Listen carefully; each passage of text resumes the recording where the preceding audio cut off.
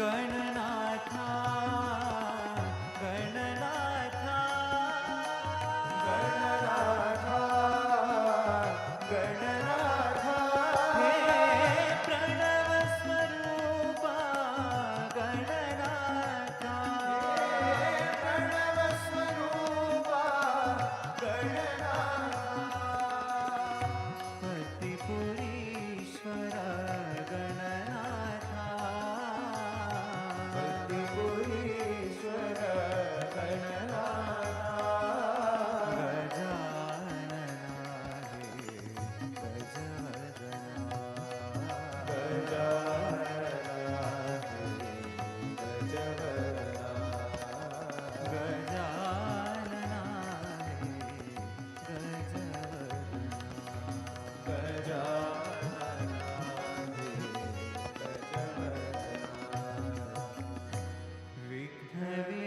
विघ्नविनाशक गणनाथा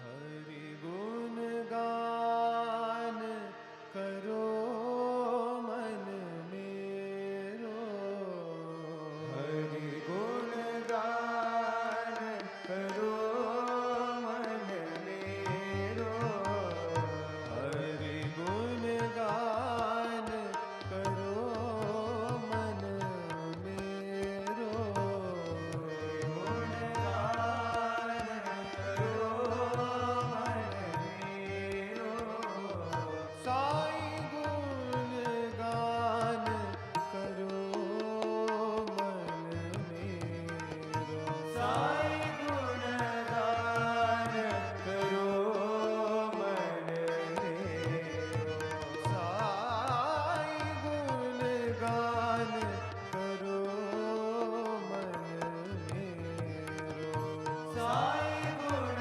गान करो मन मेरो हरि गुण गान करो मन मेरो हरि गुण गान करो मन मेरो हरे राम हरे कृष्ण कृष्ण कृष्ण साई कृष्ण हरे राम हरे कृष्ण कृष्ण कृष्ण साई कृष्ण हरे राम हरे कृष्ण कृष्ण कृष्ण साई कृष्ण हरे राम हरे कृष्ण कृष्ण कृष्ण साई कृष्ण साई गुण गान करो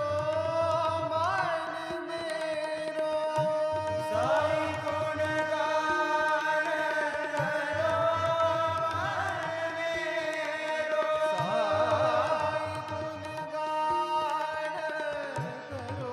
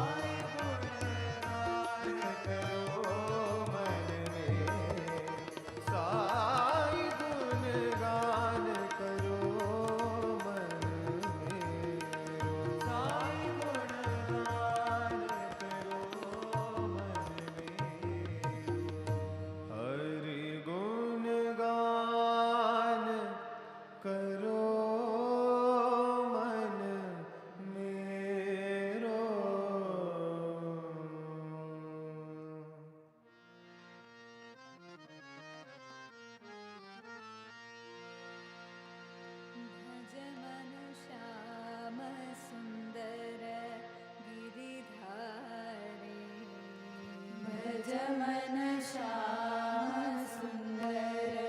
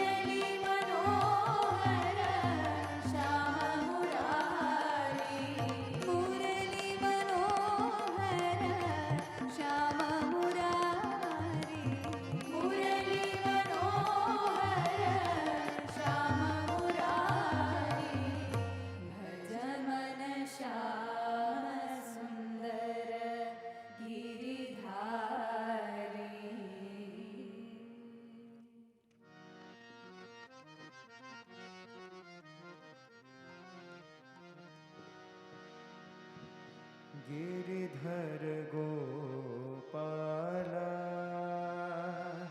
साई गिरिधारी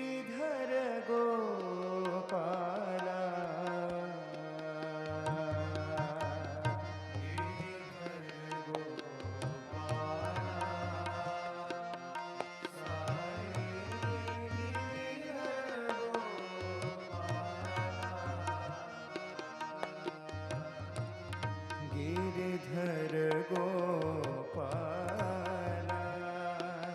साई गिरिधर गोपाला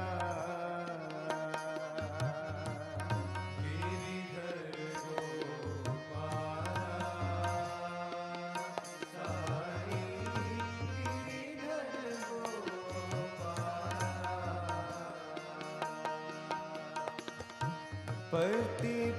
पतिपुरीश्वर साई गोपाला पतिपुरीश्वर साई गोपाला पतिपुरीश्वर साई गोपाला पतिपुरीश्वर साई गोपाला गिरिधर गोपाला साई गिरिधर गोपाला गिरिधर गोपाला साई गिरिधर गोपाला मीरा के प्रभु गिरिधर नागर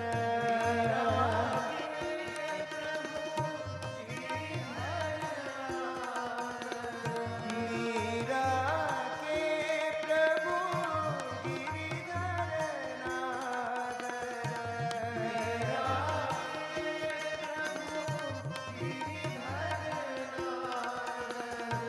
पाहि मां घनश्याम ओ श्यामा पाहि मां घनश्याम ओ श्यामा पाहि मां घनश्याम ओ श्यामा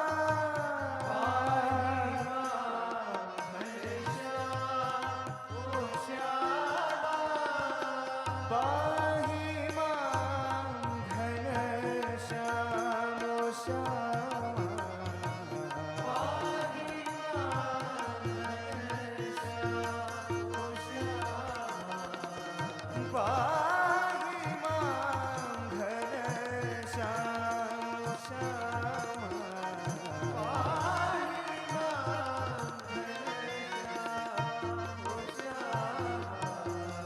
गिरिधर गोपाला साई गिरिधर गोपाला गिरिधर गोपाला साई गिरिधर गोपाला पतिपुरीश्वर साई गोपाला पतिपुरीश्वर साई गोपाला गिरिधर गोपाला साई गिरिधर गोपाला गिरिधर गोपाला साई गिरिधर गोपाला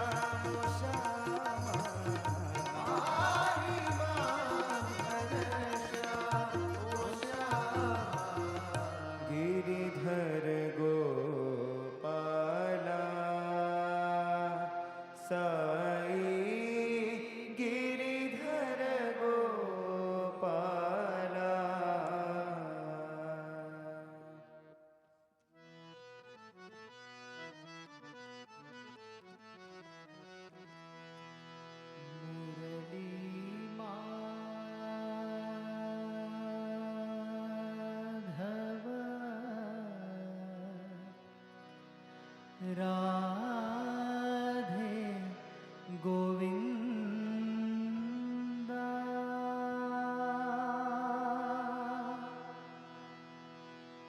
कृष्णा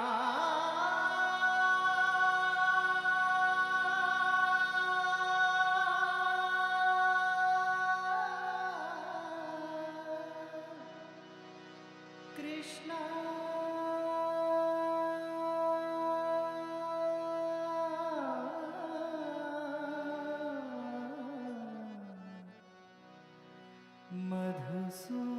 मधुसूदन घनश्याम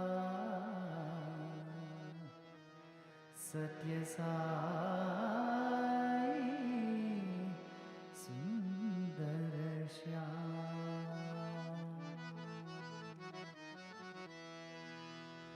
अनुपम सुंदर नंद किशोरा अनुपम सुंदर नंद किशोरा अनुपम सुंदर नंद किशोरा अनुपम सुंदर नंद किशोरा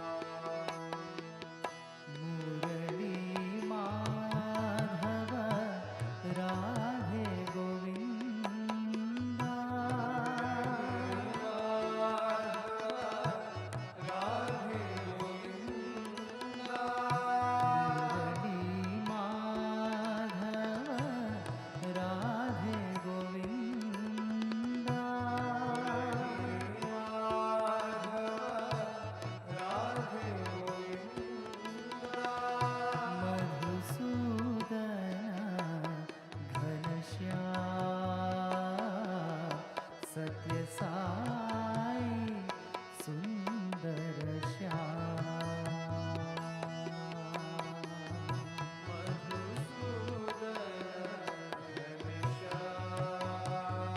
मधुसूदन घनश्याम सत्य साई सुंदर श्याम मधुसूदन घनश्याम सत्य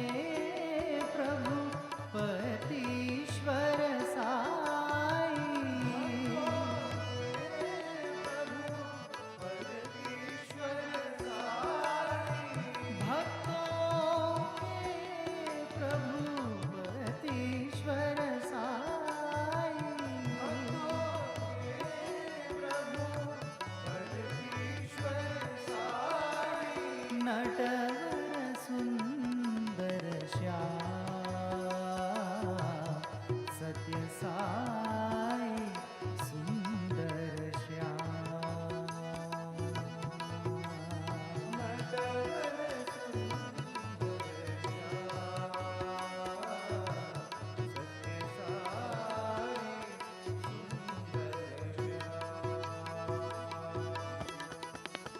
नटवर सुंदर श्याम सत्य साई सुंदर श्याम नटवर सुंदर श्याम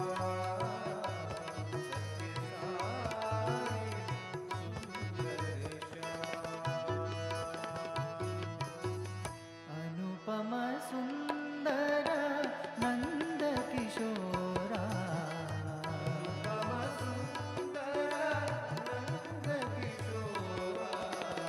वृंदावन घनश्याम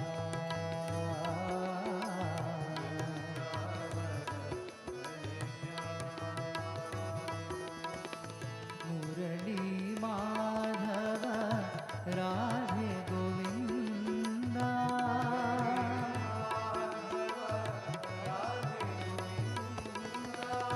मधुसूदन घनश्याम सत्य साई सुंदर श्याम मधुसूदन घनश्याम सत्य साई सुंदर श्याम कुंज विहारी मंदर गिरिधारी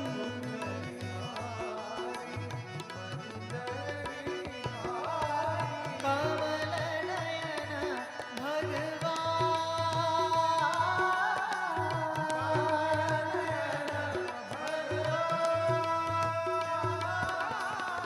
कमल नयन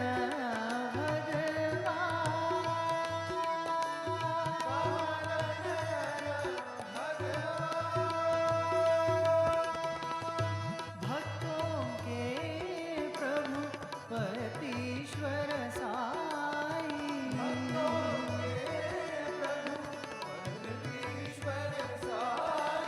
नटवर सुंदर श्याम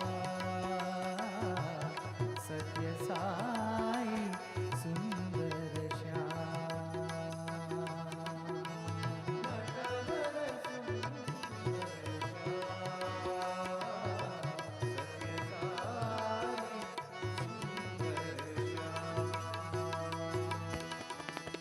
नटवर सुंदर श्याम सत्य साई सुंदर श्याम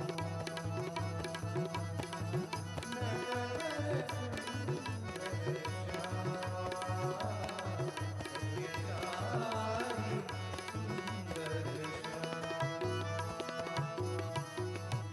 अनुपम सुंदर नंद किशोरा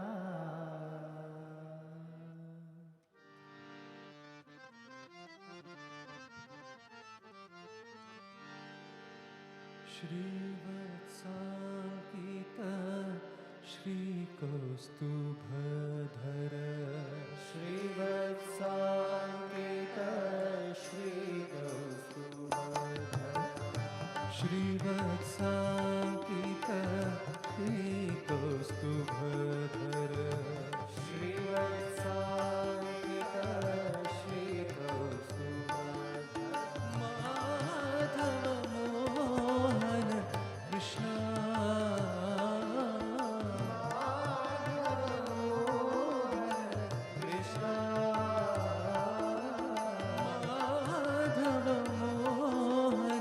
Krishna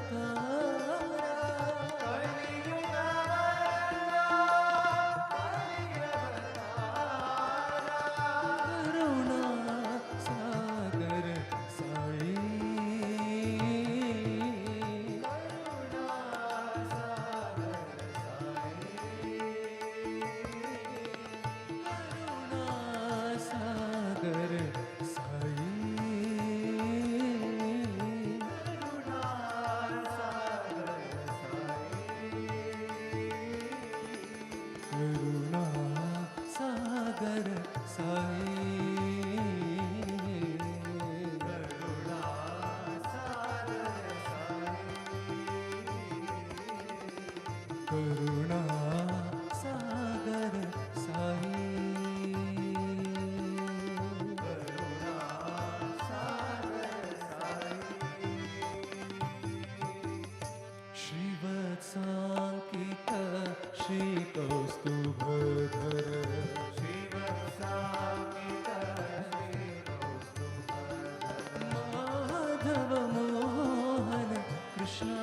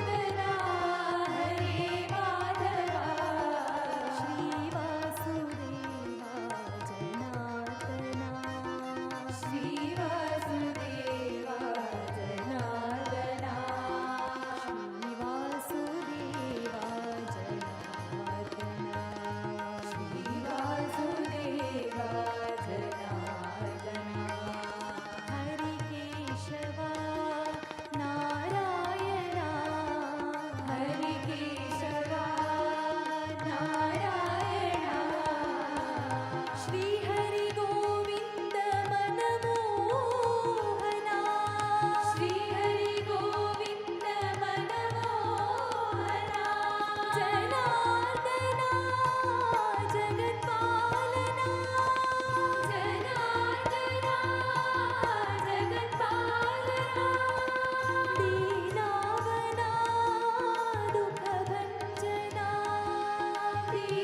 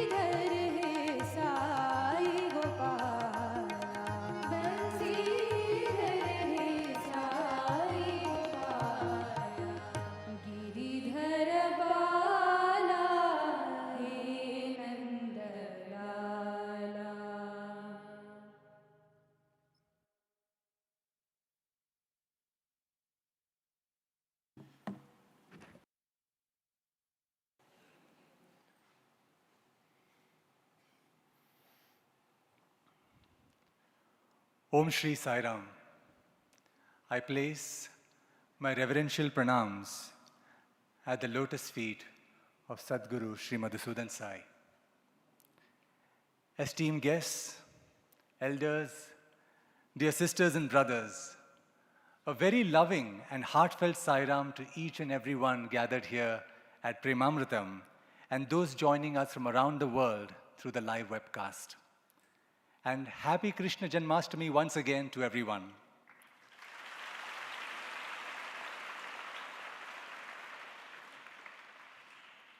As we know, today marks the beginning of a historic and sacred journey, the 100 days of centenary celebrations of our beloved Guru and God, Bhagavan Sri Sathya Sai Baba.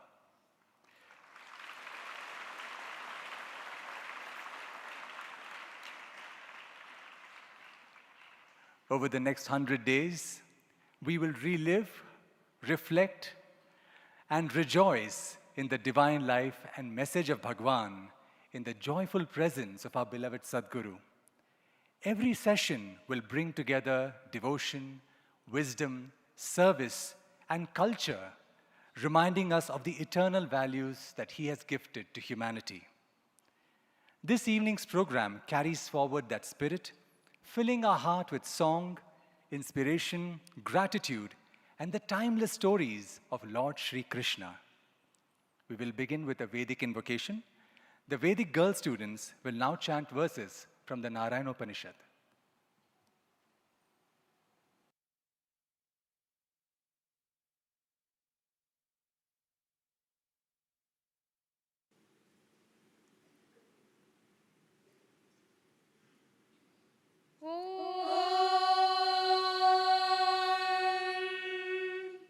Shri गुरुभ्यो नमः हरिः ओम् सहना भवतु सहनौ भुनक्तु सह वीर्यङ्करवावहै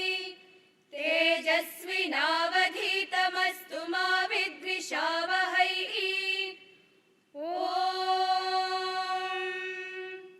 शान्ति शान्ति शान्तिः अथ पुरुषो ह वै नारायणो कामयत प्रजा सृजेयेति नारायणात् प्राणो जायते मनः सर्वेन्द्रियाणि च खं वायुर्ज्योतिरापः पृथिवी विश्वस्य धारिणी नारायणात् ब्रह्मा जायते नारायणात् रुद्रो जायते नारायणादिन्द्रो जायते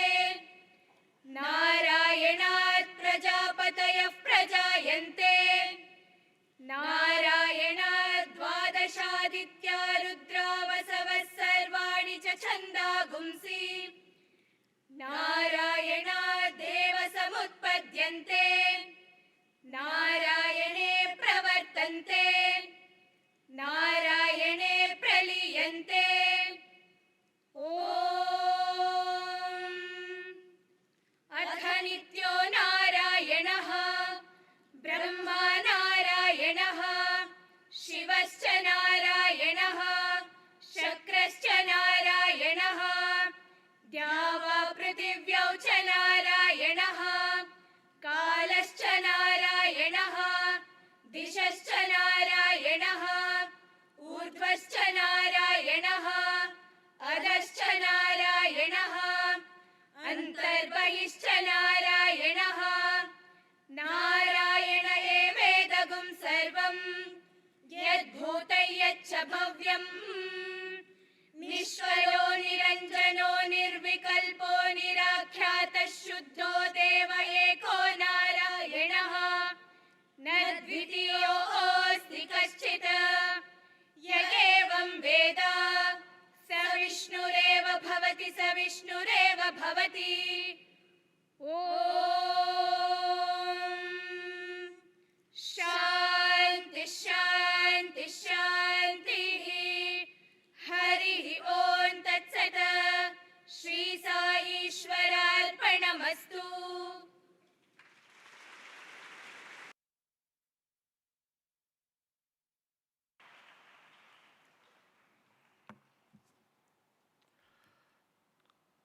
What a wonderful account of Lord Sri Krishna's life we were privileged to listen to this morning from Sadhguru. It was as if we were transported 5,000 years ago to Dwapara Yuga as Sadhguru narrated the compassion and leelas of Sri Krishna. No matter how much we listen to Krishna's mahimas, it can never be enough. His message is the very embodiment of love, wisdom, and eternal truth. Born in the quiet town of Mathura, he grew amidst adversity. Yet, every moment of his life radiated victory of dharma over adharma.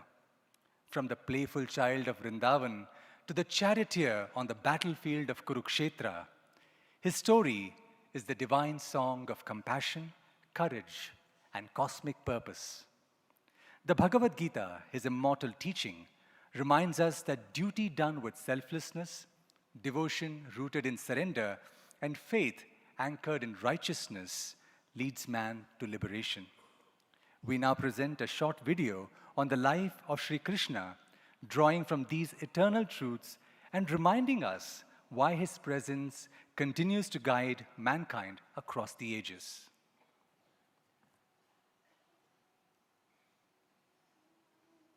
May we have the video, please? Janmashtami is not just a festival. It marks the divine descent of Sri Krishna, born over 5,000 years ago in Mathura, to restore light to a world overrun by fear, injustice, and moral decline. His birth was nothing short of divine orchestration. Let us now journey to the sacred land where it all began, the Kshetra Bhumi of Mathura. Over 5,000 years ago, Mathura was ruled by King Kamsa, a man of power. On the day of his sister Devaki's wedding to Vasudeva, a heavenly voice proclaimed a prophecy. The 8th child born to them would be the one to end Kamsa's reign. Consumed by fear, Kamsa imprisoned Devaki and Vasudeva in a dark stone cell. The years passed, and one by one, their newborn children were simply taken away from them. On the midnight of the 8th day of the dark fortnight in the month of Shravana, the 8th child was to be born. At that moment, Jagannath, Sriman Narayana, appeared before Vasudeva and Devaki in his enchanting four-armed form in the prison cell of Mathura. With the softest smile, he assured them of his purpose to restore dharma and protect righteousness. By divine will, the prison gates opened, the chains fell away, and the guards fell into a deep slumber. Carrying the infant Krishna across the storm-swollen Yamuna, Vasudeva finally reached Gokul, where he placed that divine child in the loving care of Nanda and Yashoda. The Lord now lay cradled in the lap of love, his tiny hands holding the promise of cosmic change. From that moment, his life became a living scripture. Every smile, every mischief, every act a lesson for humanity. The playful cowherd of Gokul would soon grow to become the protector of dharma, the destroyer of evil, and the dispenser of eternal wisdom. In our culture, Krishna Janmashtami embodies the many shades of Krishna's personality. In Vrindavan, he is the Makhan Chor, the butter thief whose childhood pranks melts hearts and reminds us of God's intimate, approachable nature. In Mathura, he is the destroyer of Kamsa, the protector of Dharma, showing that light ultimately triumphs over darkness. In Dwaraka, he is the wise king and statesman, guiding society with justice and vision. In Kurukshetra, he is the Sarathi, the charioteer who gives Arjuna the immortal message of the Bhagavad Gita. Each role is a chapter in the vast epic of his life, offering lessons for every stage of our own journey. Across India, Janmashtami blooms in different colors. In Mathura and Vrindavan, temples overflow with flowers and the air resounds with bhajans, while the Rasa Leela performances reenact his moonlit dances with the Gopikas, a symbol of the soul's longing for union with the divine. In Udupi, the Mosaru Kudige tradition celebrates his playful love for butter, as pots of curd are joyfully broken by teams of youth. In Puri, the Jagannath temple honors Krishna as the Lord of the universe with elaborate rituals steeped in Vaishnavite traditions. In Maharashtra, the streets come alive with the electrifying Dahi Handi, where human pyramids rise to break high-hung pots, echoing Krishna's childhood mischief and the spirit of teamwork. These regional expressions, though diverse, are united in essence, each a strand in the garland of devotion India weaves for her beloved Krishna.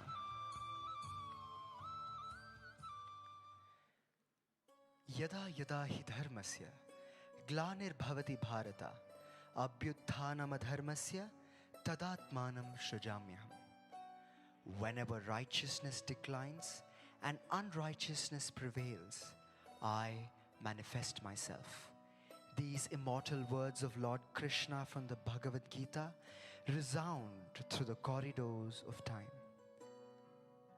Among all the roles that he had taken upon himself through his 125 years of life on earth, his role in the Mahabharata stands unparalleled, for there he revealed himself not merely as an avatar, but as the Jagat Guru, the universal teacher.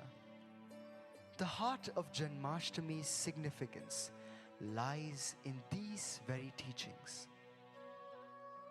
The Bhagavad Gita, delivered not in the calm of an ashram, but on the tense battlefield of Kurukshetra, speaks directly to the human heart, teaching us how to remain steady amidst chaos, how to act selflessly, and how to see the same divinity in all beings. Its wisdom transcends all the boundaries of caste, creed, religion, and nation, guiding seekers in every age. Although spoken over 5,000 years ago, its wisdom is as fresh and relevant today as it was then, addressing the very dilemmas that we face in our modern lives. And just like fresh butter that melts effortlessly, its truths are simple to grasp and easy to put into practice. This wisdom is not just ancient poetry, it is a remedy for a modern crisis. Around the world today, we are facing an unprecedented rise in mental health challenges, anxiety, depression, and burnout. One of the core reasons is the lack of emotional intelligence, the inability to manage our thoughts, emotions, and reactions in a healthy way. Krishna gives us that very emotional intelligence, the tools to remain steady in the face of uncertainty, to turn inward for strength, and to live with balance. Yet, Krishna's message was not confined to the Gita alone. His life itself was a living message. As a child, he taught humility through playful innocence. As a friend, he embodied loyalty and love. And as a statesman, he exemplified wisdom. Whether on the chariot in Kurukshetra or in the beautiful courtyards of Vrindavan, Krishna's words and actions illuminate the path of righteousness, making him the eternal preceptor for all beings of all ages.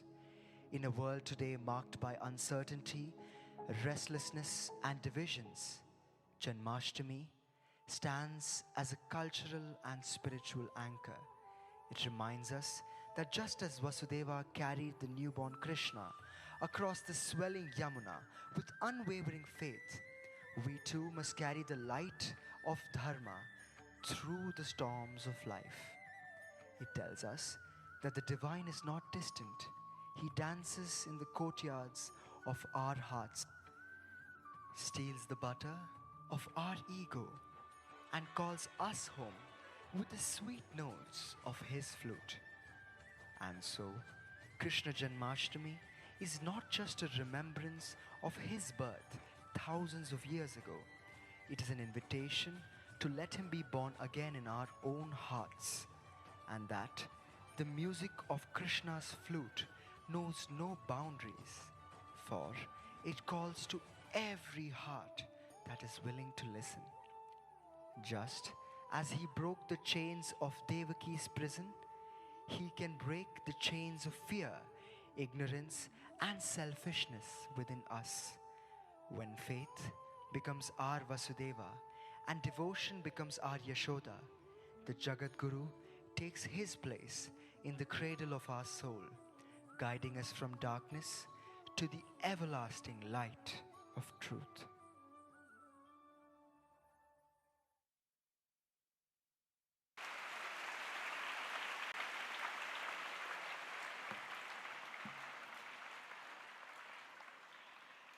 This wonderful video presentation with creative visuals and an inspiring script was prepared by the students of Bachelors of Performing Arts. A warm round of applause for the team, please.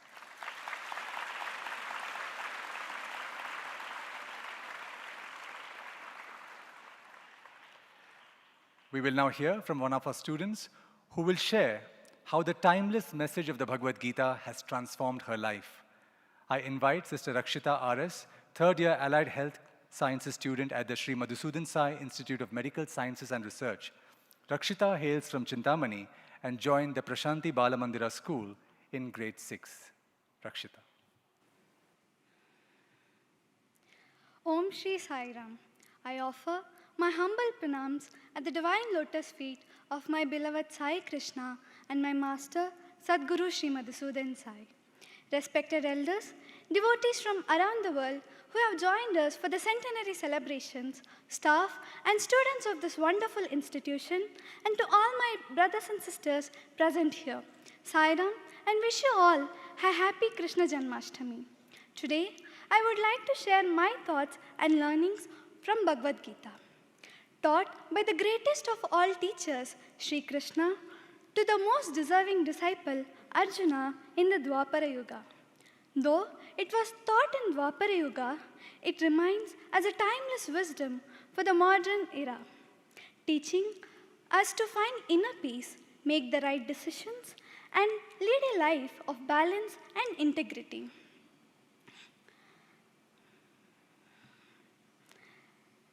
In 2022, Sadhguru devoted a whole year to teach us the Gita, following by a special Shibira called Gita Sarasarita in 2023.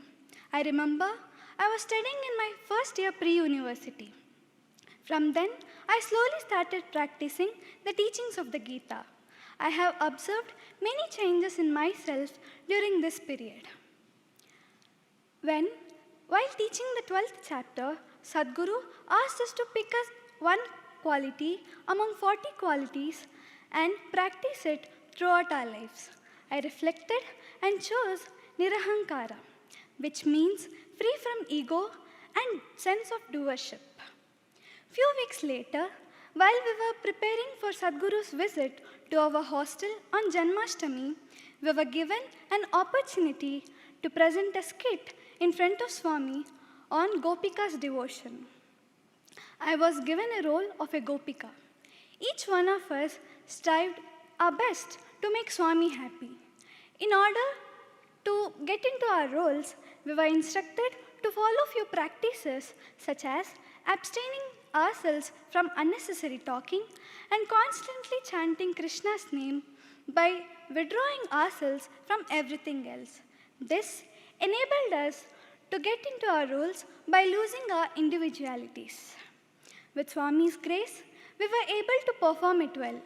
In his discourse, Swami said he was very happy and remarked that our devotion touched him.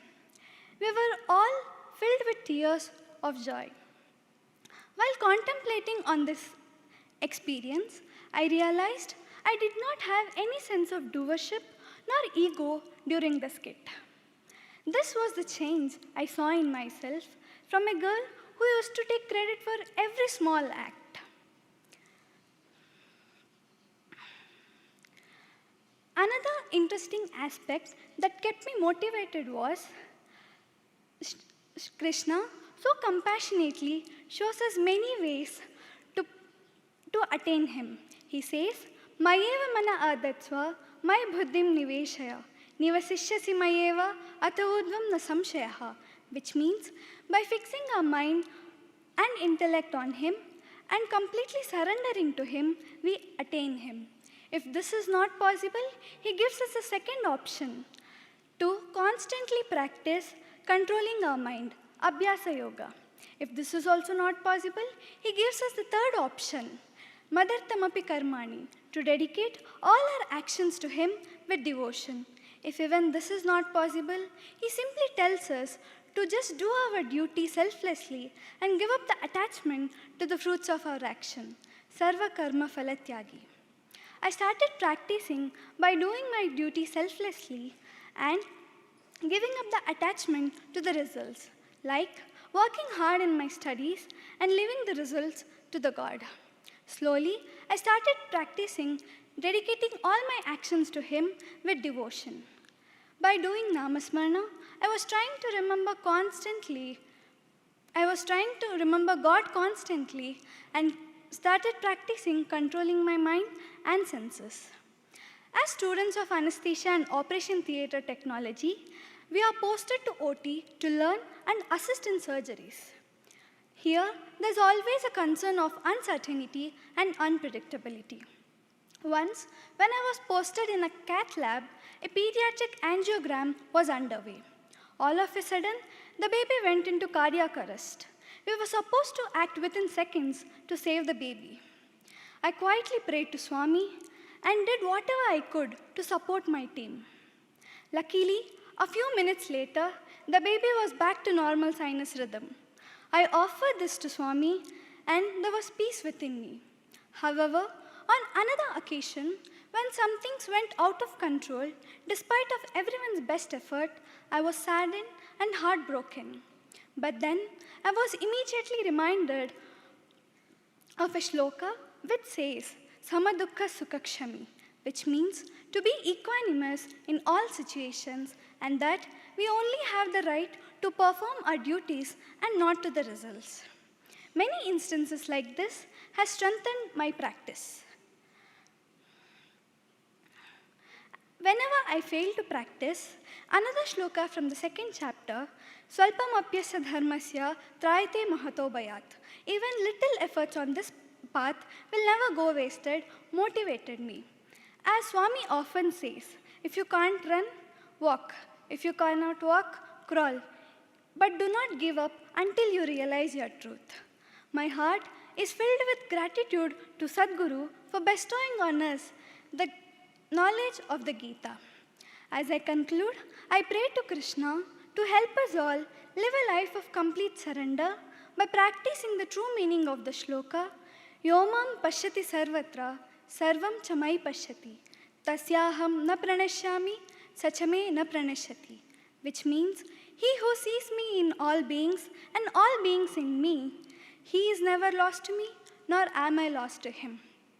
By seeing the divine in all, helps us to embrace everyone as our very dear own, leaving no one behind and truly living the message of Vasudhaiva Kutumbakam as one global family. As Krishna says, Nimitta matram bhavasavya saching. Let us all just be instruments in his hands to spread this message, and may this wisdom guide us throughout our lives. As I conclude, thanking you all. Shri Krishna Arpanamastu.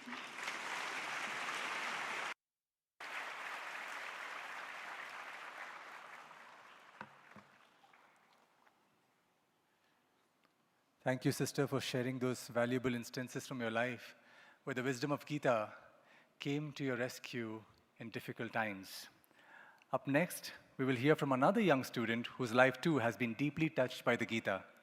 I invite Brother Bammuramu Yadage, grade 9 student at Sri Sathya Sai Sharda Niketanam Gurukulam, Mandya. He hails from Godnal in Uttara Kannada district, joined our system in 2022, and is deeply interested in learning Vedic Suktams, Shlokas, and the Gita. A sincere, service-minded student, he excels both in academics and sports. Please welcome Brother Bammuramu Yadage.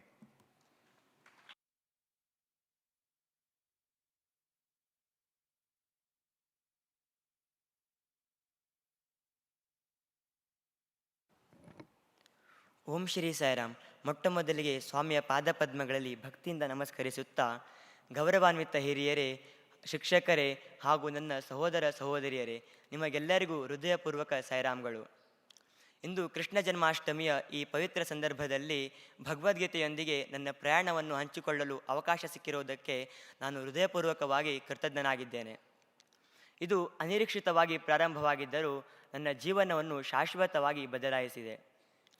ನಾನು 7ನೇ ತರಗತಿಯಲ್ಲಿದ್ದಾಗ ನನ್ನ warden ನನಗೆ ಭಗವದ್ಗೀತೆ ಕಲಿಯಲು ಹೇಳಿದ್ದರು. ಆ ಸಮಯದಲ್ಲಿ ನಾನು ಕೆಲವು ಶ್ಲೋಕಗಳನ್ನು ಓದುತ್ತಾ ಮತ್ತು ಅದರ ಅರ್ಥವನ್ನು ತಿಳಿದುಕೊಳ್ಳಲು ಪ್ರಾರಂಭಿಸಿದಾಗ ನನ್ನೊಳಗೆ ಏನೋ ಬದಲಾವಣೆಯಾಯಿತು.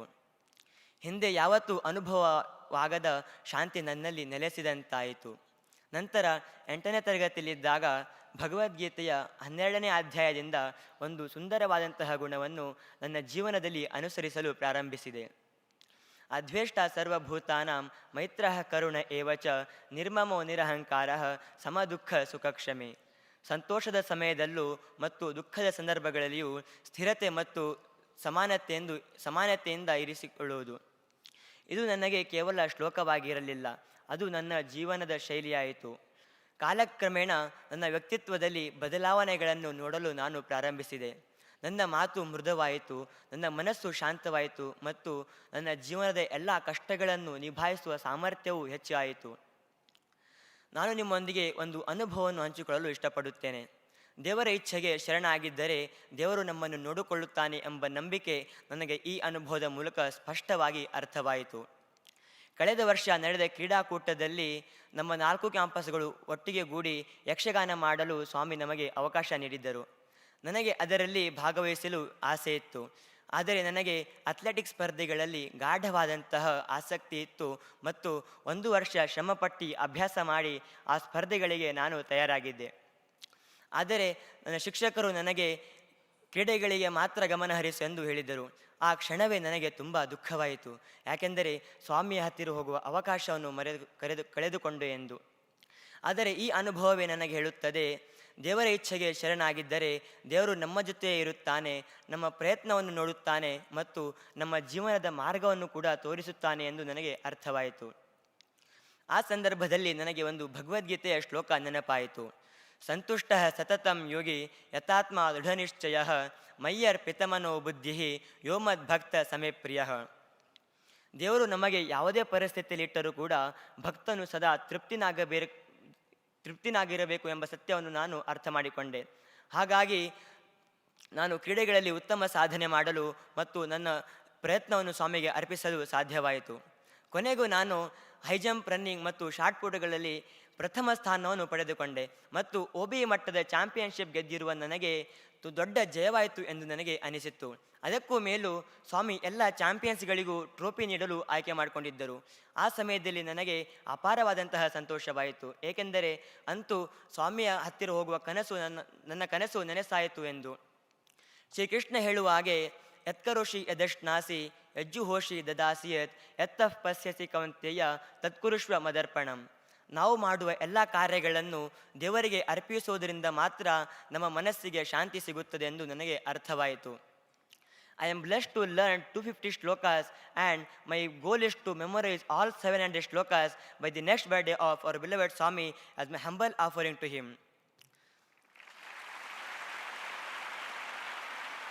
ಶ್ರೀಕೃಷ್ಣನು ಭಗವದ್ಗೀತೆಯನ್ನು ಯುದ್ಧ ಭೂಮಿಯಲ್ಲಿದ್ದ ಅರ್ಜುನನಿಗೆ ಮಾತ್ರ ಹೇಳಿಲ್ಲ, ನಮ್ಮ ಎಲ್ಲರಿಗೂ ನಮ್ಮ ಜೀವನದ ಪ್ರತಿಯೊಂದು ಸಂದರ್ಭಕ್ಕೂ ಹೇಳಿದ್ದಾನೆ. ಅದನ್ನು ನಮ್ಮ ಜೀವನದಲ್ಲಿ ಪಾಲಿಸಿದ್ದರೆ ನಮ್ಮ ಜೀವನವು ಉತ್ತಮವಾಗುತ್ತದೆ. ಈ ಕೃಷ್ಣ ಜನ್ಮಾಷ್ಟಮಿ ದಿನದಂದು ನಾವೆಲ್ಲರೂ ನೆನಪಿಸಿಕೊಳ್ಳೋಣ ಏನೆಂದರೆ, ಗೀತೆ ಬರೀ ಪುಸ್ತಕವಲ್ಲ, ಅದು ನಮ್ಮ ಜೀವನದ ಕೈಪಿಡಿ, ಮಾರ್ಗದರ್ಶಿ, ಸ್ನೇಹಿತ ಮತ್ತು ಗುರು ಎಂಬುದನ್ನು ನಾವು ಯಾವಾಗಲೂ ನೆನಪಿಟ್ಟುಕೊಳ್ಳೋಣ. ನನಗೆ ಪ್ರತಿದಿನ ಸ್ಫೂರ್ತಿ ನೀಡುವ ಒಂದು ಸುಂದರವಾದಂತಹ ಶ್ಲೋಕದೊಂದಿಗೆ ನನ್ನ 2 ಮಾತುಗಳನ್ನು ಸ್ವಾಮಿಯ ಪಾದಗಳಲ್ಲಿ ಅರ್ಪಿಸುತ್ತೇನೆ. ಅನನ್ಯಶ್ಚಿಂತಯಂತೋ ಮಾಂ ಯೇ ಜನಃ ಪರ್ಯುಪಾಸತೆ ತೇಷಾಂ ನಿತ್ಯಾಭಿಯುಕ್ತಾನಾಂ ಯೋಗಕ್ಷೇಮಂ ವಹಾಮ್ಯಹಂ. ಯಾರು ನನ್ನನ್ನು ಭಕ್ತಿಯಿಂದ ಮತ್ತು ಏಕಾಗ್ರತೆಯಿಂದ ಸದಾ ಪೂಜಿಸುತ್ತಾರೋ ಅವರ ಆಧ್ಯಾತ್ಮಿಕ ಹಾಗೂ ಲೌಕಿಕ ನೆಮ್ಮದಿ ಮತ್ತು ಯೋಗಕ್ಷೇಮವನ್ನು ನಾನು ನೋಡಿಕೊಳ್ಳುತ್ತೇನೆ ಎಂದು ಭಗವಂತ ಶ್ರೀಕೃಷ್ಣ ಹೇಳಿದ್ದಾನೆ. ಬನ್ನಿ, ನಾವೆಲ್ಲರೂ ಭಗವಂತ ಶ್ರೀಕೃಷ್ಣ ಕಲಿಸಿದ ಪಾಠಗಳನ್ನು ನಮ್ಮ ಜೀವನದಲ್ಲಿ ಅಳವಡಿಸಿಕೊಂಡು ಸದ್ಗುರುವಿನ ಈ ಮಹತ್ ಕಾರ್ಯಗಳಲ್ಲಿ ಮುಖ್ಯ ಉಪಕರಣಗಳಾಗಿ ಸೇವೆ ಸಲ್ಲಿಸುತ್ತಾ ನಮ್ಮ ಜೀವನವನ್ನು ಸಾರ್ಥಕಪಡಿಸಿಕೊಳ್ಳೋಣ ಎಂದು ಹೇಳುತ್ತಾ ನನ್ನ 2 ಮಾತುಗಳನ್ನು ಸ್ವಾಮಿಯ ಪಾದಗಳಲ್ಲಿ ಅರ್ಪಿಸುತ್ತೇನೆ. ಜೈ Sairam.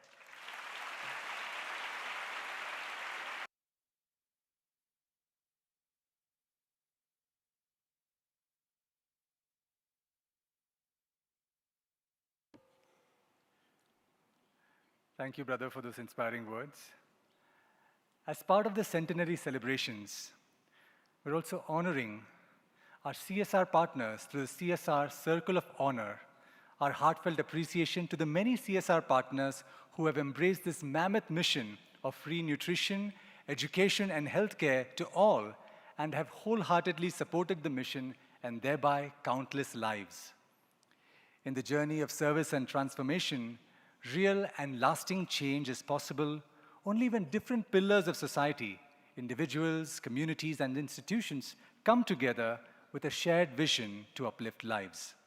It is in this spirit of collaboration that we are celebrating our partners who stand shoulder to shoulder with us in our mission of nutrition, education, and healthcare.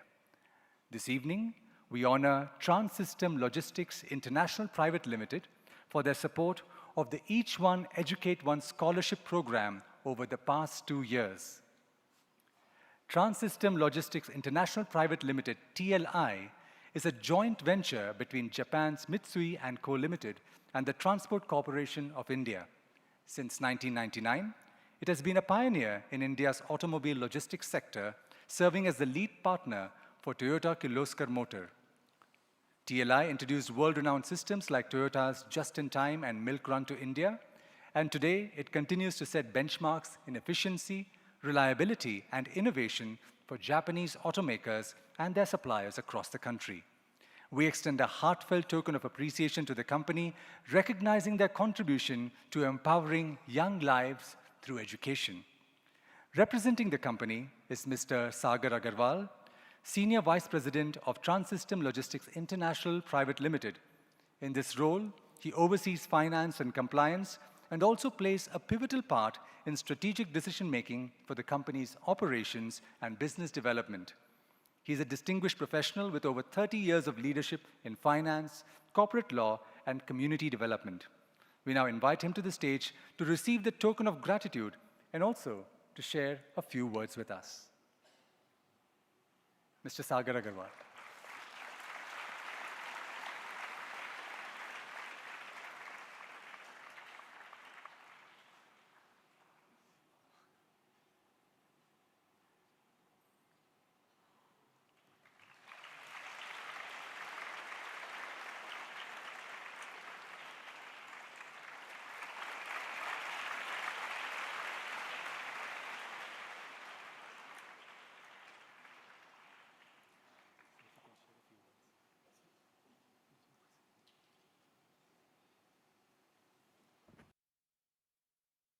Happy Janmashtami.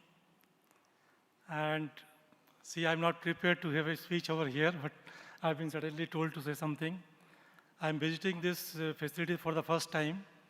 I'm amazed to see the facility, the hygiene and other conditions I never imagined.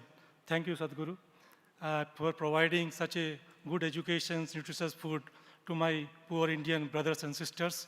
I'm really thankful to you, what you are doing for our country, and we will be there for you to support always as we are doing for the last 2-3 years. Thank you so much.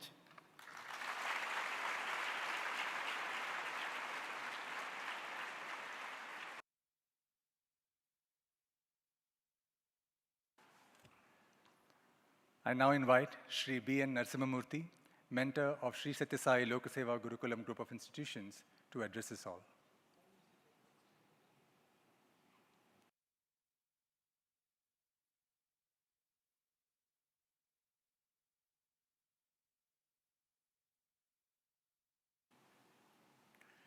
With pranams at the lotus feet of our most beloved Sadhguru, brothers and sisters, very dear students, boys and girls. As I was listening to two of our students speaking on the lessons that they have been learning from the Bhagavad Gita, I remembered what Mahayogi Sri Aurobindo said about Bhagavad Gita. In one sentence, he summed up how precious and how valuable it is for us. He said, Bhagavad Gita is our chief national treasure. That's what he said. He didn't say our natural resources are our treasure. He didn't say the people are our treasure. He said Bhagavad Gita is our chief national treasure. And it is a tragedy that this particular treasure we are not bequeathing to our youngsters in our schools and colleges. And when we see our students, Rakshita and Ramu, quoting from Bhagavad Gita, chanting many shlokas, and explaining to us how these teachings have benefited them, definitely we understand the kind of education that Bhagavan Sri Sathya Sai Baba envisaged and how Sadhguru brought out many reforms to make it very, very practical. For the first time, I would like to say in our country, our students, they dedicate half of their time every day to Paravidya, the chief purpose of life, the purpose of life which is divine realization. And it really gives us great happiness that our students are learning the right things, walking on the right path for which all credit should go to our Sadguru, Sri Madhusudan Sai, who made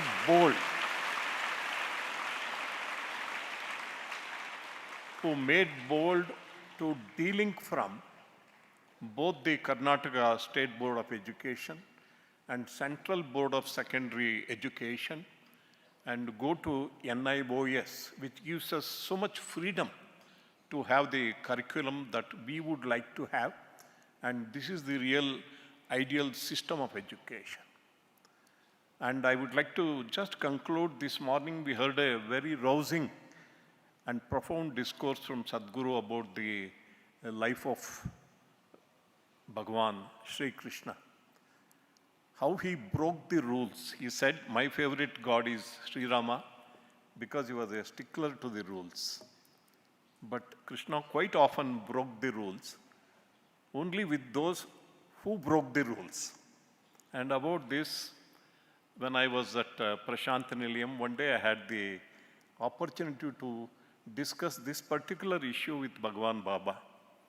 In fact, I expressed my doubt how Bhagwan Sri Krishna went on breaking the rules.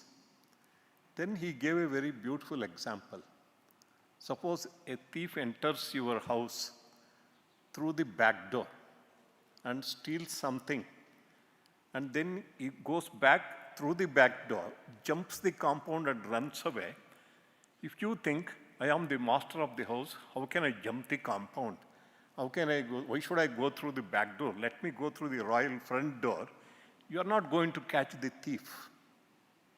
The thieves who break the rules first, those who want to establish righteousness, they will have to break the rules.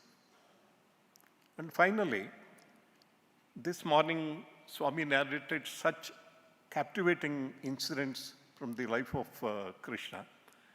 And one such example he gave was of how Krishna saved Draupadi. You know, that night when Bhishma had taken the terrible vow that by tomorrow night, either Arjuna or I am there on this earth, both will not exist. It was a terrible vow, and everybody knew the prowess and valor of Bhishma. And naturally, Draupadi, she took shelter at the feet of Krishna, and Krishna took her to the camp of Bhishma, and he carried her sandals. Can you imagine? See, that is his compassion. And then she got a boon from Bhishma himself. The first student of Bhagavad Gita, Arjuna, what did he learn? See, here there is a very interesting twist. This was shared by Bhagavan Sri Sathya Sai Baba. It is not there in any of the books, Bhagavata or Harivamsha. It seems, Krishna, as he was returning after leaving Draupadi at her camp, he wanted to know what Arjuna would be doing. Because Bhishma, who had taken the vow, was pacing up and down. He couldn't get sleep. Draupadi naturally did not get sleep. Pandavas were all disturbed. And Krishna also had to spend a sleepless night in order to save his very dear friend and devotee Arjuna. He wanted to know, it seems, what Arjuna is doing. He wanted to go and console him. And he went to the camp of Arjuna. Arjuna was snoring peacefully. He was snoring. And Krishna was so astonished, he woke him up. Do you not know the terrible vow that your grandfather Bhishma has taken? I know it. And you are sleeping so peacefully. See, that is the lesson he had learned. He said, when someone who has taken upon himself the burden of protecting me is awake, why should I be awake? That's what he said. Why should I be awake? And Krishna was very happy as a teacher. The student has learned a very great lesson. How did you get this? You said, Arjuna said, when I saw your cosmic form, you said this. Maye Veta Nihita Sarvameva. All the enemies that you see on the battleground in front of you, all of them are already killed by me. Then what is there for me to lose my sleep over? Then Krishna said, today you are going to kill. I am not going to kill your grandfather. Arjuna was very disturbed. He said, he taught me how to hold the bow. He brought me up on his lap. How can I kill him? Just now you quoted one sentence that Maye Veta Nihita Sarma Veva. You quoted it, no? What is the next sentence? He asked him. Then he said, remembered and said, Nimitta Matram Bhavasabhya Sacha. The 33rd sloka of the Vishwarupa Darshana Yoga, the 11th chapter. Tasmat Uttishta Yasho Labasva Jitva Shatrun Bhunksva Rajyam Samruddham Maye Veta Nihita Sarmaveva Nimitta Matram Bhavasavya Sacha. I have already killed everybody, but you are only an instrument. Be my instrument today to vanquish Bhishma. See, the first student had learned, because 8 days after he heard the Bhagavad Gita, he had learned so much. No use losing my sleep over something on which the God has taken the burden to protect me. He learned that lesson. He also learned I should be only an instrument in the hands of God. These are wonderful lessons. With these words, I conclude and pray to Sadguru Sri Madhusudan Sai for his Benedictory discourse. Thank you very much. Sai Ram.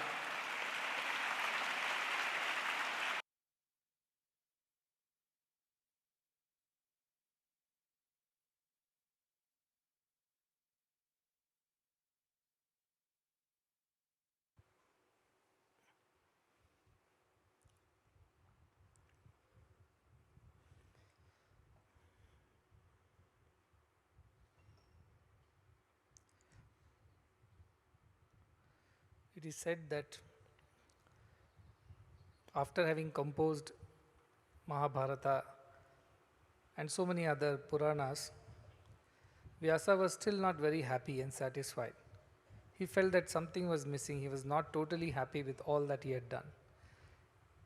Looking at his predicament, Narada comes and tells him, you write about Krishna Leelas, and that is what will give you eternal happiness.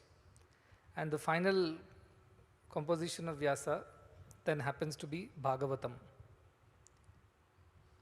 Bhagavatam is the story of Lord Shri Krishna, his Leelas, his Mahimas, his Upadeshas, and the story of all those who were associated with him, who were part of his story, and they became a part of history, as I say. So Bhagavatam is the history of Krishna and his associates.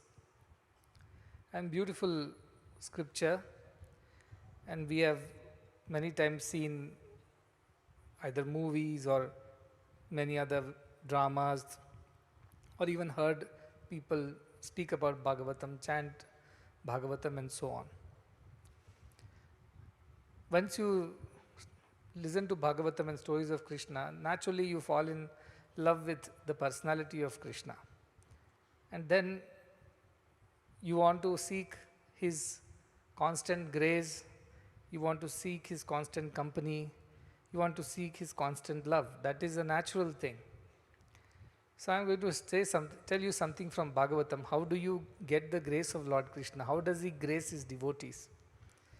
But before that, I must tell you a very nice incident that happened when at some point in time I was reading Bhagavatam. This was in 2012, I suppose. And that time we just started the Gulbarga campus, which was just a school. It was few months old. And I used to go there to teach some Bhagavatam and such stories to the children, because I was very keen from then that children should keep learning about our scriptures. So because of that, I thought let me talk to them about Krishna's stories, because they're very fascinating. A lot of superhuman, miraculous things happen and the children would enjoy. So I was reading here and there and taking some stories with me, and I was going and telling those children there. Once when I was reading Bhagavatam, Bhagavan asked me, "What are you doing?" So I said, "I'm reading Bhagavatam." He said, "Bhagavatamu. What does that mean?" I said, Bhagavan used to always quote, "Bhagavatam chadivite Bhagavatamu." Means if you study Bhagavatam, you will become good.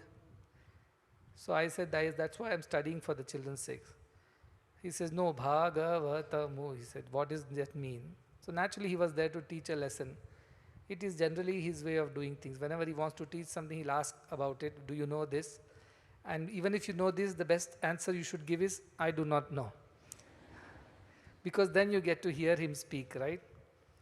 That's a joy. Even if you know, it's worth listening to it again.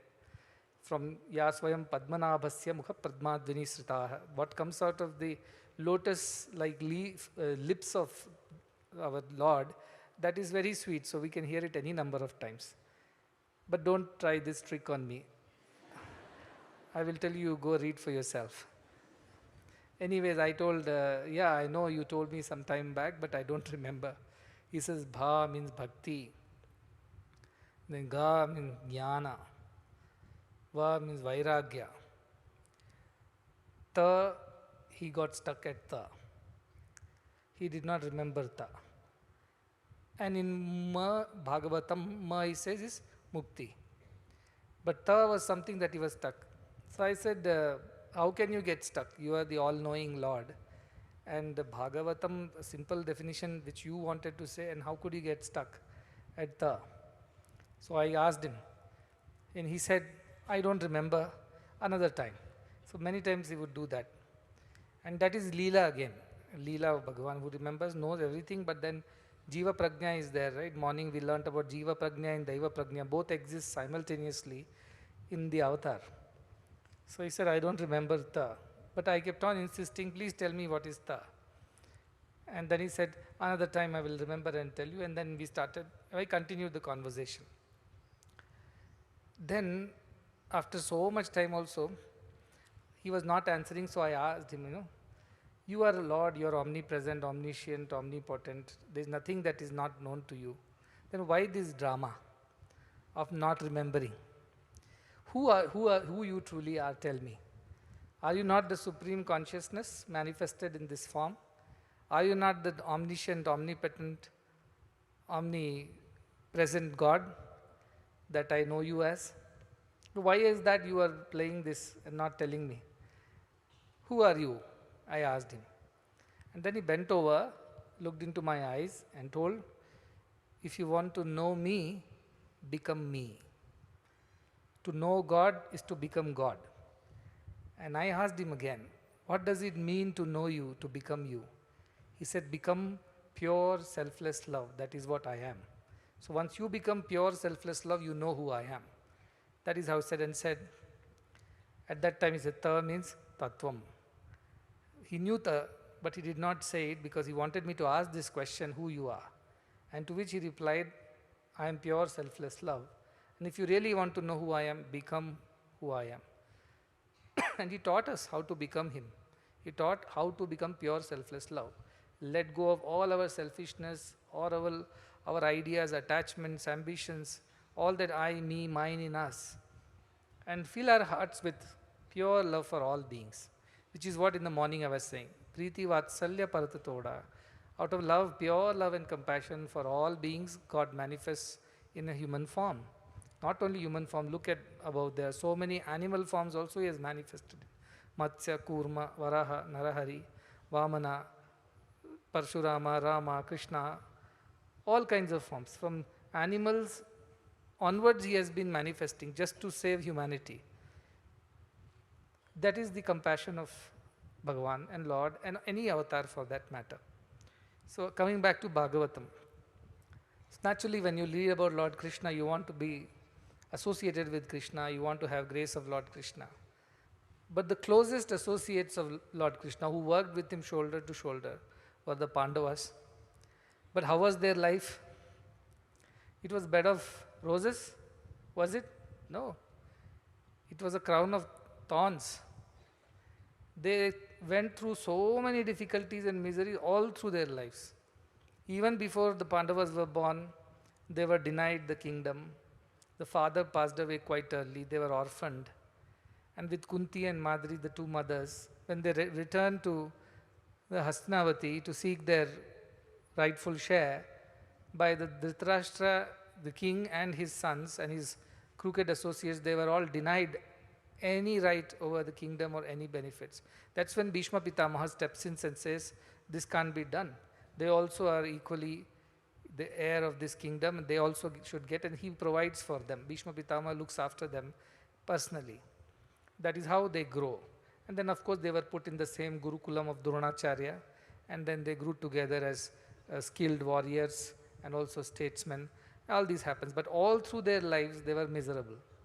Their kingdom was denied. Yudhishthira was never given his rightful access to the throne because Dhritarashtra never vacated it. In fact, Dhritarashtra was only a temporary arrangement. But when Pandu passed away, Dhritarashtra took over the throne, though he was not eligible.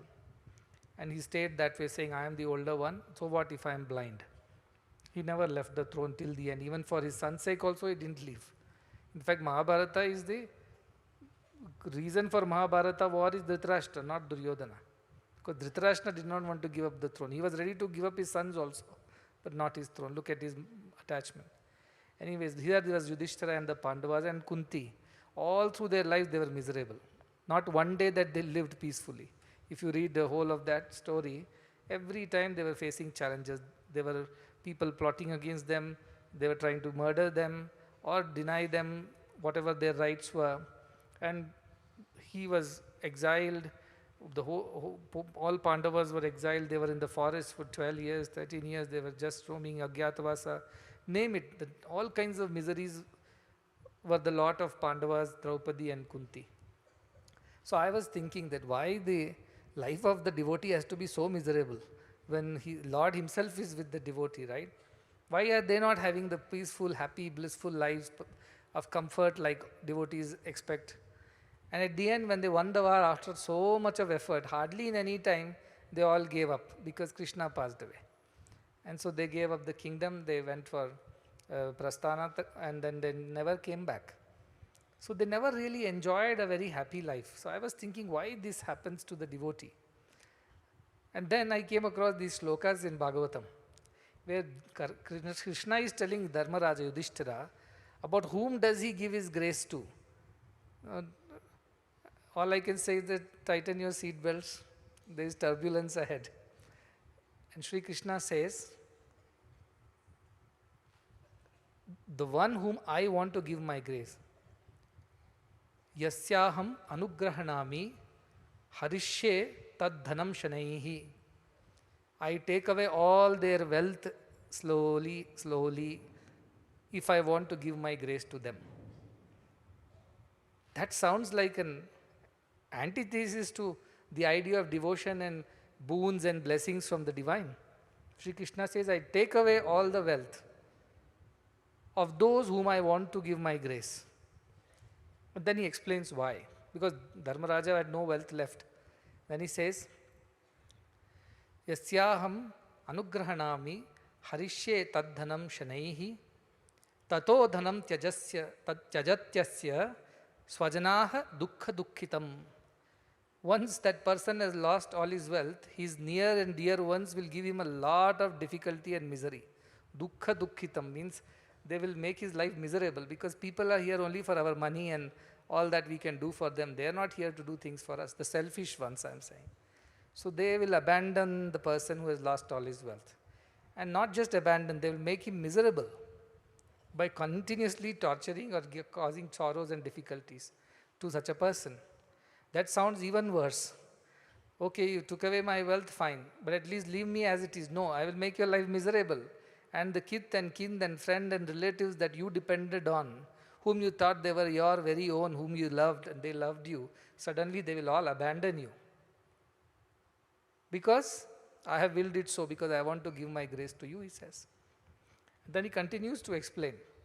Hope I can recollect the shloka. He says, Sa yatha vitatodyogo nirvannaha syad dhanehayaha After having lost all the wealth and all the relations, friends, kith and kin, he puts efforts to regain the wealth. But I will make sure that he never earns it back. He is a failure everywhere. Whatever he touches turns into mud. Vitato udyogo, he becomes disillusioned with udyoga, means with efforts to gain wealth. Nirvannaha syat dhanehaya. After having lost the wealth and not able to make any more money, not able to go back to the position that he was in, he gives up in frustration. Any efforts to gain wealth or become prosperous or rich and powerful again, he gives up out of frustration. Then what happens? What does such a person do? He has no wealth, no friends, no family, nobody to look after him. And even if he puts efforts, he cannot gain anything and gets frustrated. What does he do? He said, Matparaihe krita maitrasya karishye mad anugraham. Then he becomes a friend to my devotees who are only interested in me and not in wealth and friends and families and power and position. He makes friends with my devotees. Matparaihi, those who are devoted to me. Krita maitrasya, he becomes their friend. He comes looking for me and for my devotees to seek solace, peace or whatever. Karishye mad anugraham.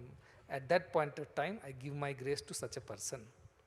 This is what Krishna tells Yudhishthira in Bhagavatam. So now think of devotion. Devotion is not about asking things from God and making our lives more comfortable and happy. It is about asking God for God Himself. I want you. I do not want anything else. And then if you decide I should have something else, it's totally up to you. It is not my asking. If you think I should have wealth, let it be so. If it's not, I am fine either ways. If you think I should have friends and family and kith and kin and a big social circle, so be it. If not, that's fine with me too. But one thing I do seek is the company of your devotees and your company. Give me that. That is the grace that Krishna promises to the devotees. Though we go to God asking for so many things, begging for so many things, demanding so many things. And many times I have seen this earlier with Bhagwan also and recently also, even these times, when he wants to get rid of somebody whom he does not want here, he just gives them what they want so that they go away and don't eat his head. But when he takes over the responsibility of a devotee as his own, he will never grant things which would be an obstacle in their spiritual path. He will never grant it. How much ever they cry and yell or complain or even accuse, he would not budge. And I have learned that from him. I do not budge as well.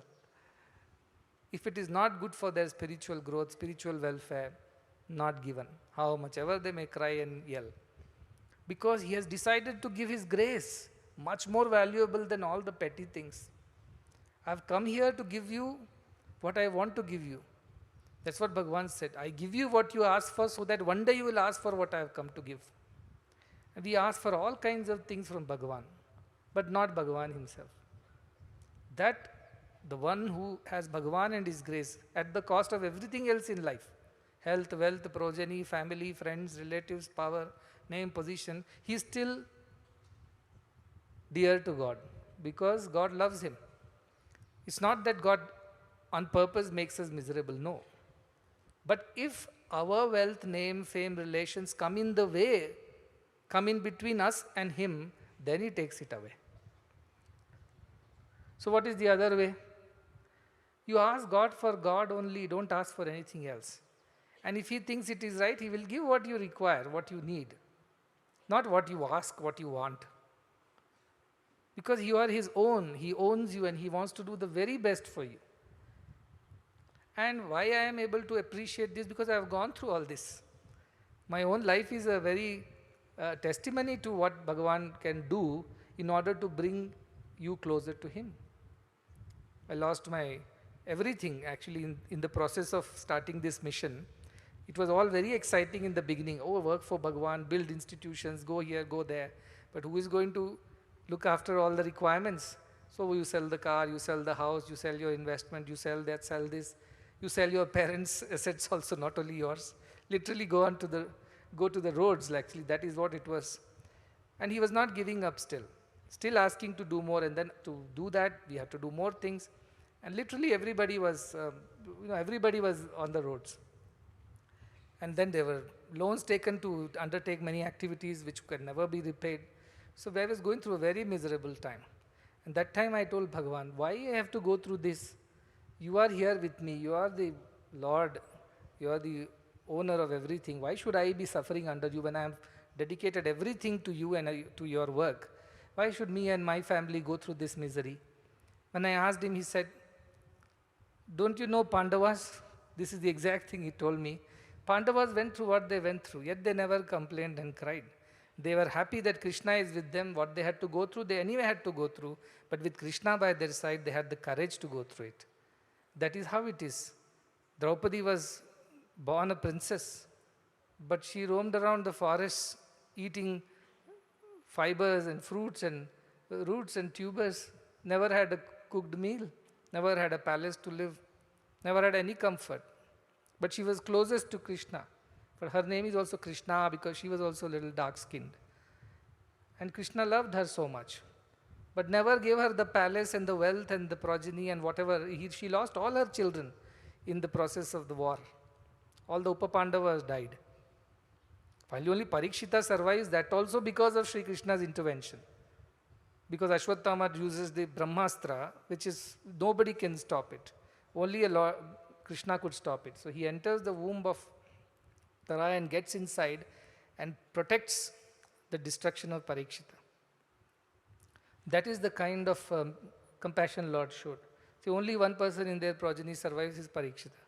And Bhagavatam is about Parikshita actually. Parikshita's prayers to Krishna.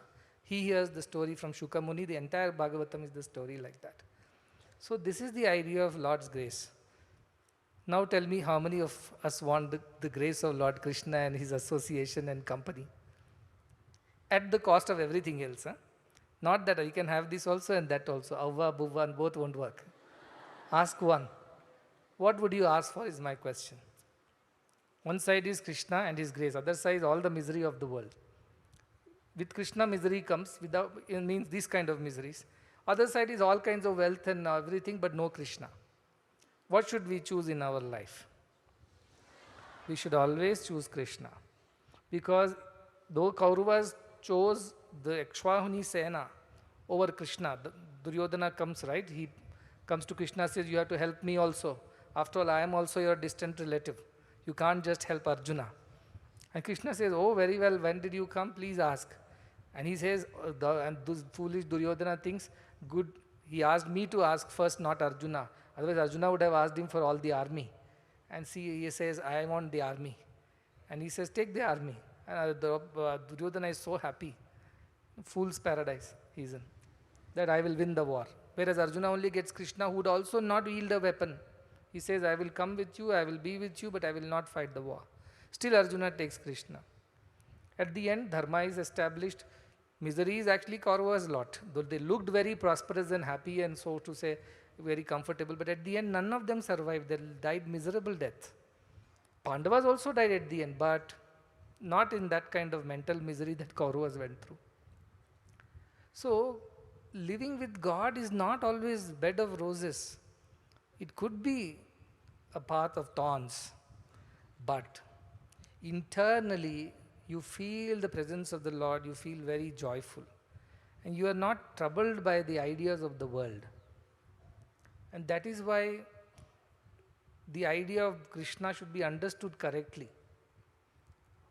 Don't imagine being with Krishna means being in eternal heaven of all comforts and happiness. None of his devotees lived like that. His own children and wife and his own people did not live properly, in the sense everybody died. At the end, Sri Krishna calls Arjuna and says, Arjuna, take all the wives and kids away and take them to Hastinavati, because my end is nearing. And Arjuna is miserable. He says, how could that be? He says, no, just do as I say. Take everyone and take them away to Hastinavati and protect them. These my people, men are already fighting and killing each other. Let's protect the women and children. And he sent them all with Arjuna. Arjuna being so powerful, right? Swami writes in Bhagavata Vahini, you should read that Bhagavata Vahini. Very detailed descriptions of all these things and lot of emotions in it. And in that, when Arjuna is taking all these wives and children, and grandchildren, he's attacked by a set of forest thieves. And these bandits attack Arjuna and his retinue. And he's unable to protect anyone. Can you believe Arjuna, with one twang of his bow, he could shake and cause shudder in the hearts of the enemy. But here was he, unable to protect the very wives and children of Krishna. All of them are murdered. None of the children survived, none of his wives survived. All of them were murdered or abducted at the end. By whom? By the thugs and thieves. And Arjuna just stood there helpless because he couldn't remember one mantra also. Because the arrows are powered by the mantras. He couldn't recollect anything. He realized when Krishna is not by my side, I am incapable of anything. And he just lost all his power. In front of his eyes, all the wives and kids were stolen or killed. All the wealth was looted away by the bandits. And he just stood helpless. The great Arjuna, Parantapa. That is the idea. People with God is not all about comfort and pleasures and conveniences. It's about dharma. It's about doing the right thing, even at whatever be the cost. And His grace comes only to those, because they may not attain the world, but they attain Him. And if you think God is your everything, then be ready for everything. Don't just be only expecting all happy, good things will happen. But with God around, we can go through the miseries of life. We can go through the troubles of life because we have that courage that Bhagavan is with us. And that courage comes because His grace is with us. The other option is live a good life, no problem, but never ever be attached to anything or anyone. Because the moment you develop attachment to anything or anyone, He'll take it away. Why? Because you have asked for His grace. So literally live a life like you are a watchman of your own house. You are a banker of your own wealth. That doesn't belong to you, it belongs to someone. You are the custodian of your own properties, assets. You are only caretaker of your family and friends. But you are not the owner, you are not the doer, you are not the enjoyer. That's very important. Then He may not come and take anything away from you. Why? Because He doesn't need to, it is not coming in His way. Then you can lead whatever good life that you want to lead. That is the idea of devotion. So devotion is not just about having a very comfortable, cozy life. Because God is with us, He will look after. Yes, He will look after. Only if whatever you have, you own, or whatever you possess, you don't feel the ownership of it. You don't feel attachment and doership to it. You don't feel that you are the one because of which all these things exist.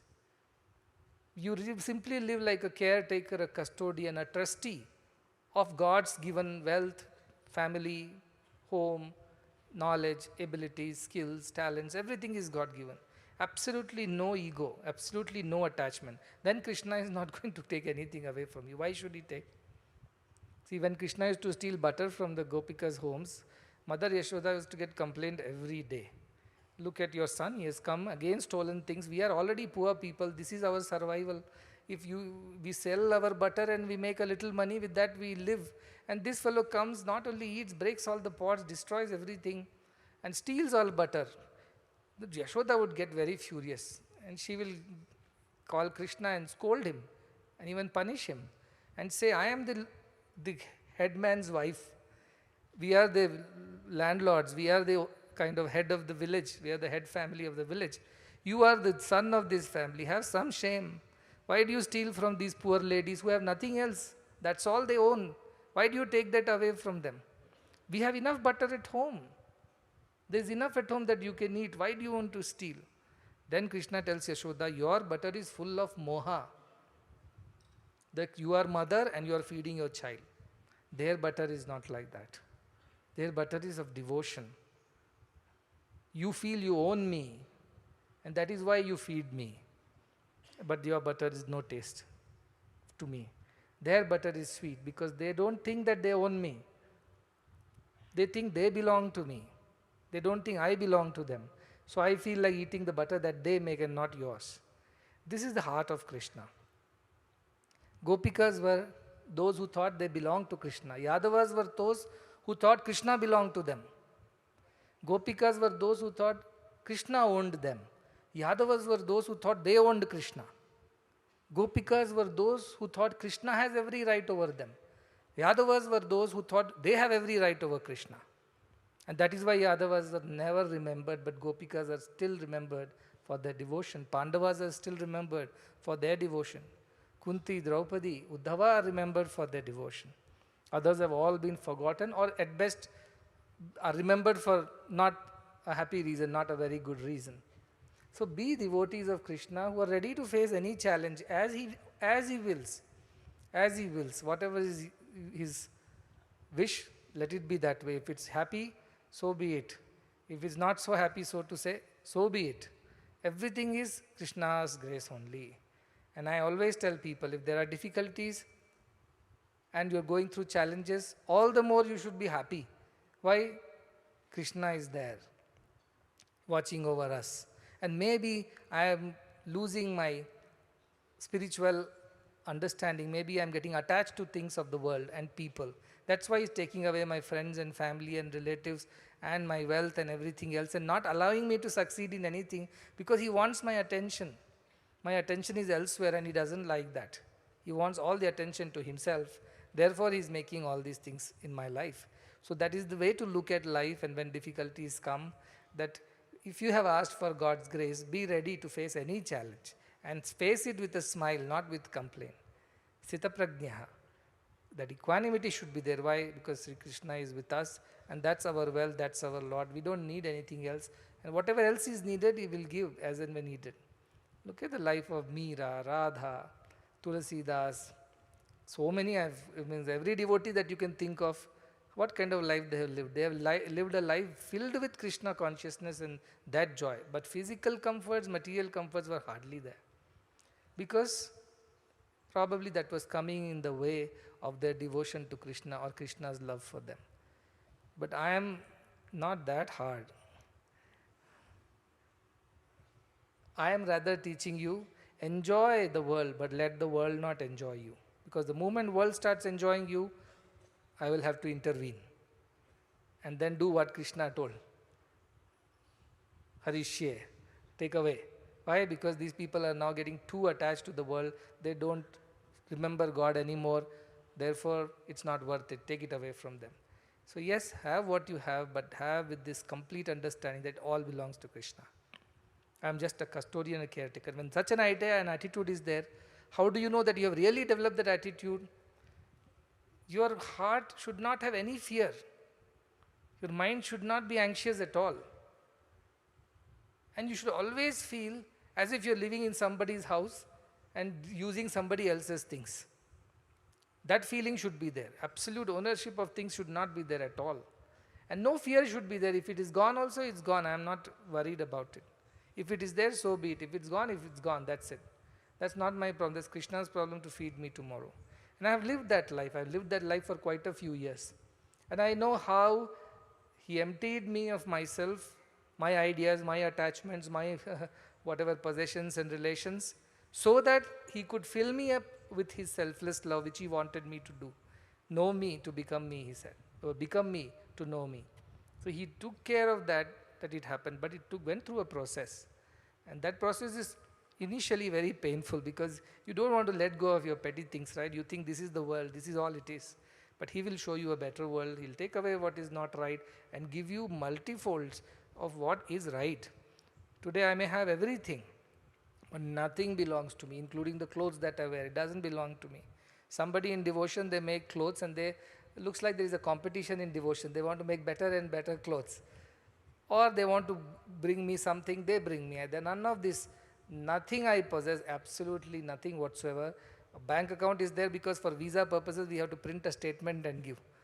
And whenever there is no balance, somebody will put a little money just to get the visa statement. Otherwise they'll say, you have no money, how will you travel? Otherwise I own nothing, absolutely zero possessions, zero attachments. Yes, everybody is the family, everybody is ours. There are only two ways of living, I always say, in the world. One, think that nobody is yours and you belong to nobody. Or second one, everybody is yours and you belong to everybody. You can't live halfway. Some people belong to me and I belong to only some people. That is wrong. Then Krishna will take away that sum also, that you have nobody. So develop that devotion which makes you see. So beautifully the girl spoke, Yo mam pashyati sarvatra, sarvam cha mai pashyati, tasyaham na pranashyami, sachame na pranashyati. The one who sees me in everything and everyone and sees everything as me, to such a person I am never lost, because they see me everywhere. Everything is Krishna for them. And I am never lost to them, because they are in me. We are with each other all the time. This is the kind of relationship you must build with Krishna. Yes, enjoy what Krishna gives you as prasadam, sweet or bitter. Do not complain, do not cry, and worst, do not accuse Krishna of being unfair to you. That's not at all right.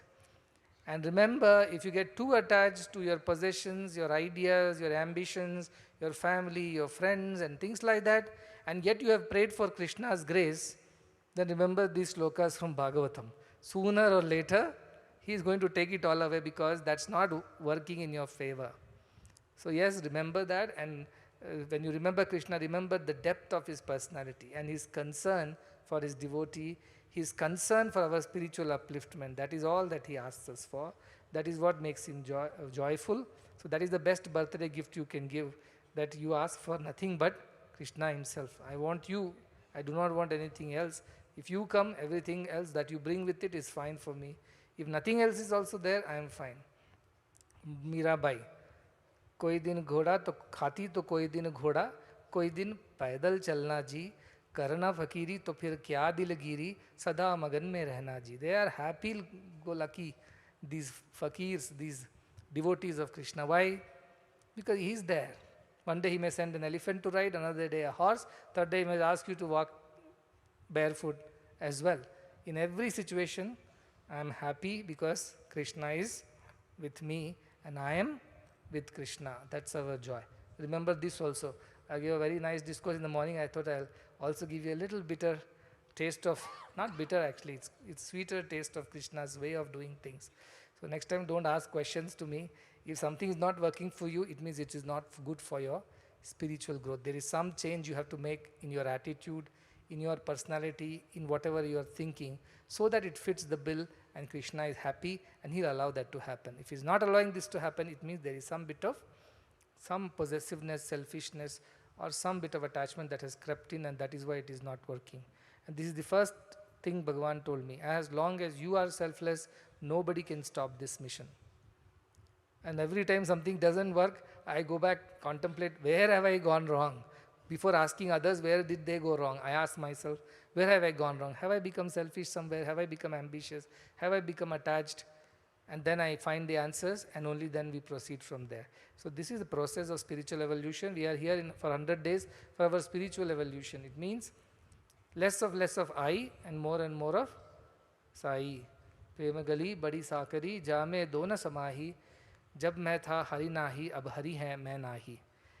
When the lane of love is so narrow, two cannot walk together. When I was walking, God wasn't there. Now God is there and I am not there. So our journey of 100 days is from I to Sai. And everybody should be Sai at the end. No more I should remain in us. If it remains, you know what is going to happen. Bhagavatam tells us what is going to happen. So save yourself the misery and me also.